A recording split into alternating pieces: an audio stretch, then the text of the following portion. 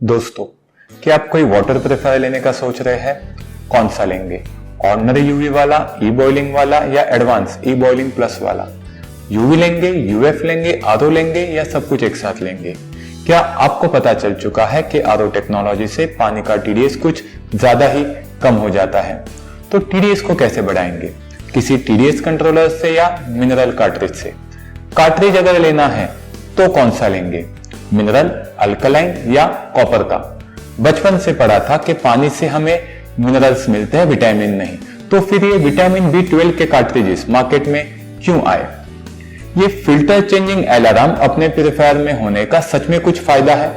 दोस्तों, ये सारे सवाल आप बिना सोचे समझे किसी एस्टैब्लिश ब्रांड पर ब्लाइंड फेथ रखकर या ऑनलाइन जाकर कम प्राइस में ज्यादा स्टेजेस ढूंढकर प्यूरिफायर लेने वाले हैं तो आपके दिमाग में नहीं आएंगे। लेकिन अगर आप अपने परिवार के सेहत के लिए सही टेक्नोलॉजी और जेन्युइन प्यूरिफायर ढूंढने के लिए रिसर्च कर रहे हैं, स्टडी कर रहे हैं, तो इससे भी ज्यादा सवाल आपको परेशान और कंफ्यूज कर देंगे।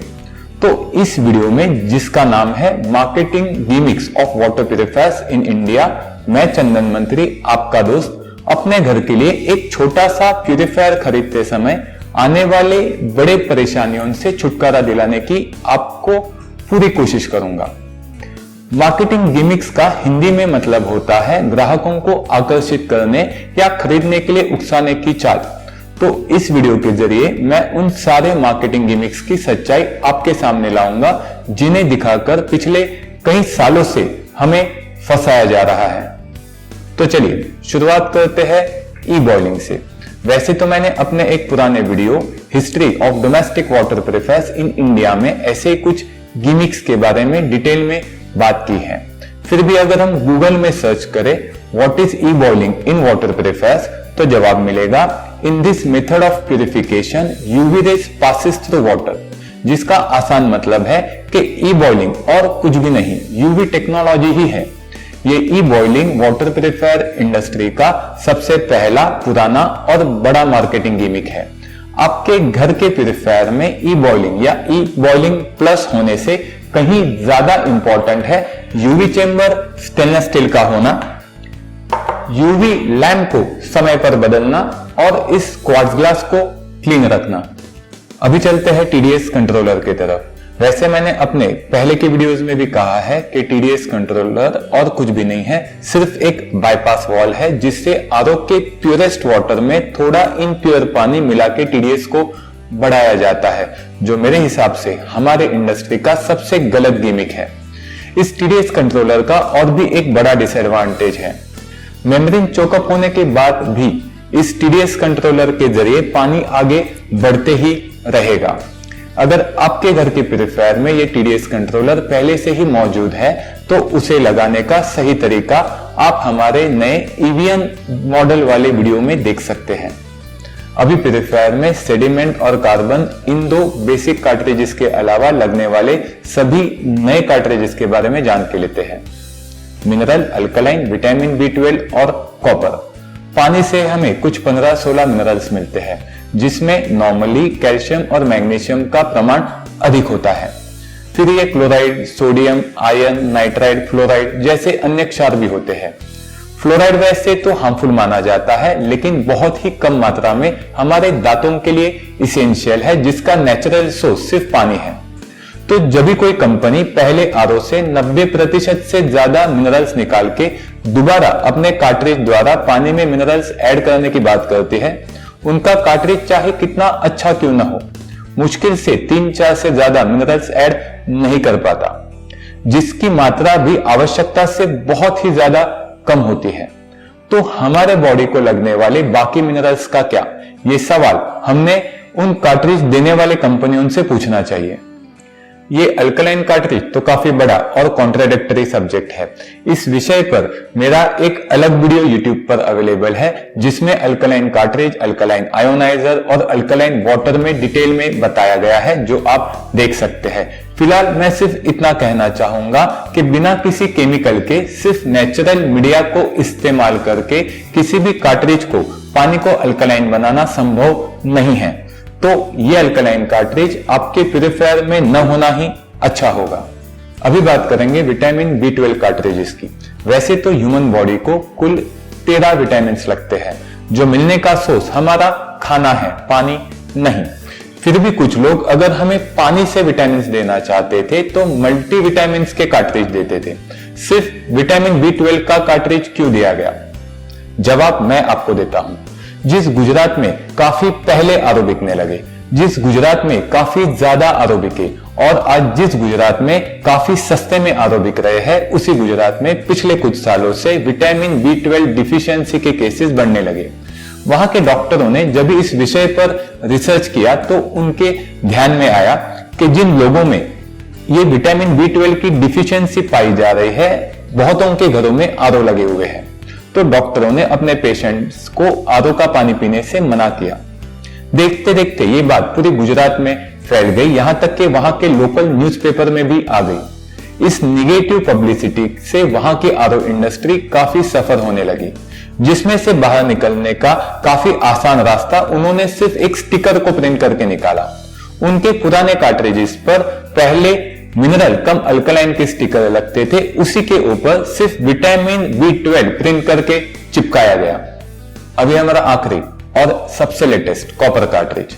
प्राचीन काल से हमारे भारत देश में तांबे के बर्तन में पानी पीने की परंपरा है और आज के मॉडर्न भारत में भी लोग तांबे के बर्तन में ही पानी पीना पसंद करते हैं और करना भी चाहिए। तो एक कंपनी ने अपने प्यूरिफायर की स्टोरेज टैंक ही कॉपर की दे दी, जिसे काफी आसानी से निकालकर साफ कर दोबारा बिठाया जा सकता था, क्योंकि 8-10 दिन में पानी के साथ रिएक्ट होकर कॉपर काला पड़ता है।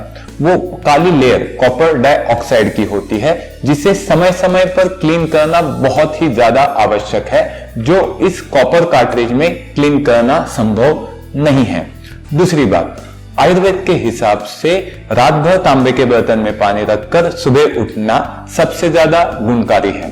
उसे दिन भर पीते नहीं रहना और 3 महीना तांबे के बर्तन में पानी पीने के बाद 1 महीने का ब्रेक भी लेना चाहिए।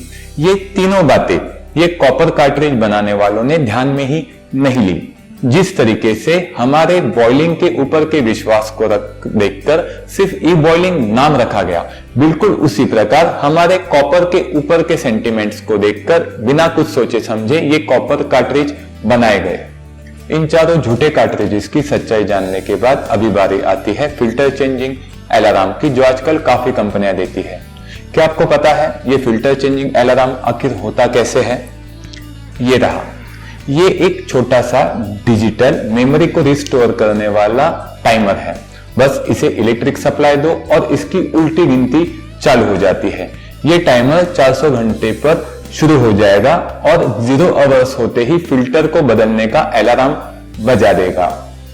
जैसे आप भी समझ सकते हैं कि इस टाइमर का और हमारे फिल्टर्स का कोई ताल्लुक नहीं है, ना इसमें से कोई सेंसर निकल के फिल्टर्स को जोड़ा जाता है जिससे इस टाइमर को फिल्टर की क्वालिटी का पता चले।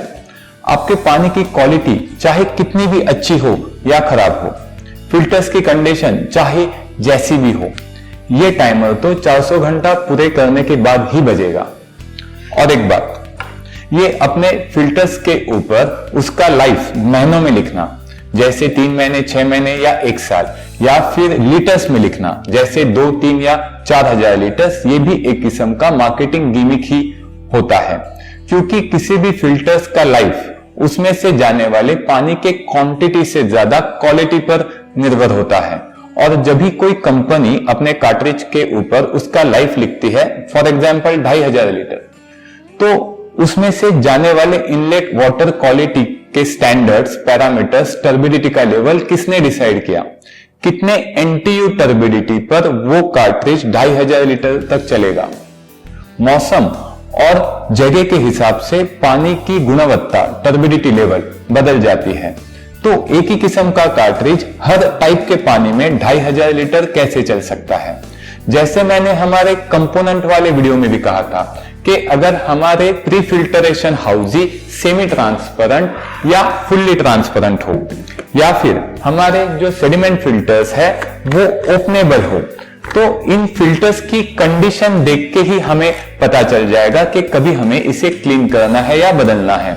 और एक बात, हमारे फिल्टर्स की क्वालिटी जितनी ज्यादा अच्छी होगी उसमें मिट्टी बैठने के बाद इसमें से निकलने वाले पानी का फ्लो रेट कम हो जाएगा, जिससे भी फिल्टर्स के कंडीशन का अनुमान लगाया जा सकता है। उसके लिए किसी झूठे फिल्टर चेंजिंग अलार्म की हमें आवश्यकता नहीं है। अभी चलते हैं हमारे आखिरी गिमिक की तरफ, मेम्ब्रेन। पानी के क्वालिटी के अनुसार हमें एमएफ, यूएफ, एनएफ या आरओ इनमें से किसी एक ही मेम्ब्रेन में से पानी को पास करना चाहिए। और अगर एक से ज्यादा मेम्ब्रेन देनी हो तो सबसे पहले 0.1 माइक्रोन के एमएफ से, फिर 0.01 माइक्रोन के यूएफ से, उसके बाद 0.001 माइक्रोन के एनएफ से और आखिर में 0.0001 माइक्रोन के आरओ मेम्ब्रेन से पानी को पास करना चाहिए। इतनी बड़ी एमएफ मेम्ब्रेन को इतना छोटा करना, क्लीनेबल मेम्ब्रेन को सील्ड बनाना, फिर उसके बाद यूएफ का स्टिकर लगा के उसको आरओ के बाद बिठाना, इसे हम स्टेजेस बढ़ाने वाला मार्केटिंग गिमिक नहीं तो और क्या समझेंगे। दोस्तों, आज के इस कॉम्पिटिटिव मार्केट में खुद का प्रोडक्ट बेचने के लिए कंपनियों को खुद के प्रोडक्ट में यूएसपी यानी कि यूनिक सेलिंग पॉइंट डालने ही पड़ते हैं।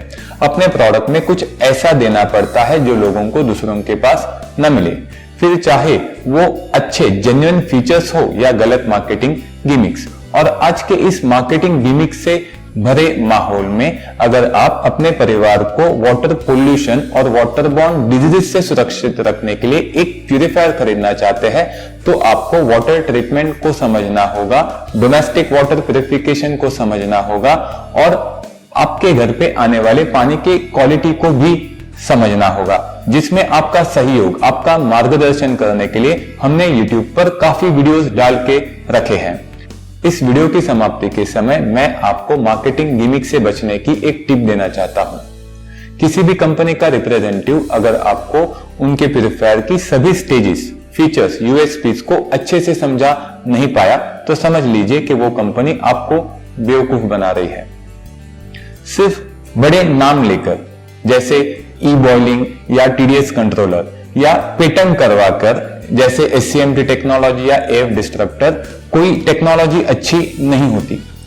उल्टा semi transparent housie, openable inline filter जिससे आपका मेंटेनेंस कॉस्ट 1/3 हो जाए, जैसी सिंपल चीजें देकर जिससे उसका फायदा सामने वाले को भी आसानी से पता चले, यूएसपीज क्रिएट किए जा सकते हैं। तो दोस्तों, इस वीडियो में बस इतना ही। हमें पूरी उम्मीद है कि अब तक आपने हमारे YouTube चैनल को सब्सक्राइब किया ही होगा।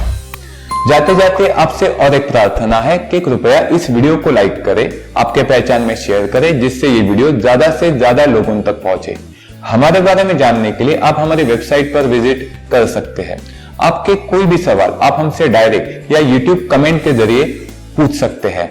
और अगर आप कोई निगेटिव कमेंट करना चाहते हैं तो कृपया समाज की सभ्यता और मर्यादाओं का पालन करके करें।